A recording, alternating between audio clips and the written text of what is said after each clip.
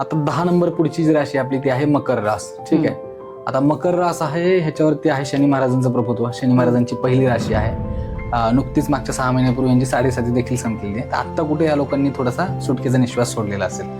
आणि शनी महाराजांची राशी असल्या कारणानं ना शनी महाराजांना कर्मफलदाता किंवा न्यायप्रियतेची देवता म्हणून ओळखलं जातं. एक बेसिक जे नेचर या लोकांचं फार ह्युमॅनिटेरियन, फार एक माणुसकीला धरून असतं.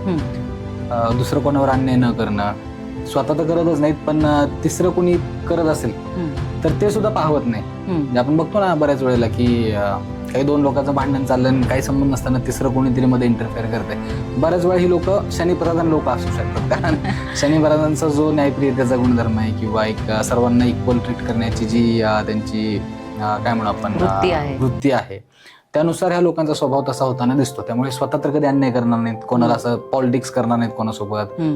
कॉर्पोरेट लँग्वेज मध्ये असताना आजकाल बरेच ते कोणाला कॉर्नर केलं जातं, जाणून बुजून कोणाला एकटं पाडलं जातं, गटबाजी, राजकारण, बऱ्याच काही गोष्टी आहेत. तर तसे छक्के पण या लोकांना जमत नाहीत. म्हणजे कसं एखादी गोष्ट नाही पटली, शांतपणे येऊन तुम्हाला तोंडावर सांगतील, ऐकलं तुम्ही इम्प्लिमेंट केलं ठीक आहे, नाही तर त्यांना फरक पडत नाहीत. दे विल जस्ट बॅकआउट, स्वतःला घेऊन आयसोलेट होतील. पण असं कधी व्हायलन्स करणं किंवा आहे ना अशा काही वेगळ्या प्रॅक्टिसेस थोडक्यात ज्याला आपण म्हणतो तसं ह्यांच्यासोबत किंवा ह्यांच्याकडून होताना कधी पाहायला मिळणार नाही. बरेच अशा गोष्टी आहेत किंवा बरेच असे जॉब प्रोफाईल आहेत जिथं माणसाला ना चिकाटी किंवा जिद्द जास्त महत्वाची, कारण ती गोष्ट तेवढी हॅपनिंग नसेल कदाचित की ते काय माणूस तो दिवसभर ते करण्यात एन्जॉय करत नाही. पण हे जे लोक आहेत मकर राशीचे ना, ह्यांच्यामध्ये तो चिवटपणा शनी महाराजांच्या प्रभुत्वामुळे बाय डिफॉल्ट नेचरमध्ये देवाने दिलेला आहे.